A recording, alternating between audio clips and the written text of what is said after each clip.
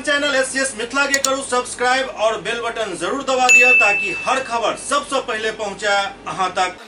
कितनी खुशी है सर बिहार में आपको मौका दिया गया। मैं अपने पार्टी के राष्ट्रीय अध्यक्ष और आदरणीय प्रधानमंत्री नरेंद्र मोदी जी का बहुत आभारी हूं कि उन्होंने मुझे इस पद के लायक समझा है।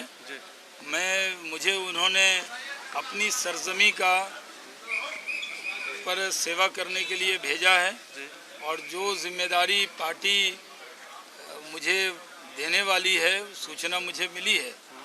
मैं सहर्ष से पार्टी की हर बात को हमने स्वीकार किया है। मैं प्रधानमंत्री जी का आभार व्यक्त करता हूं, राष्ट्रीय अध्यक्ष नड्डा जी का, अमित शाह जी का आभार व्यक्त करता हूं कि उन्होंने मुझे अपनी सरजमी बिहार की खिदमत के लिए भेजा है। मैं बिहार की 14 करोड़ जनता के लिए सेवा के लिए पूरे दिल से काम करूंगा।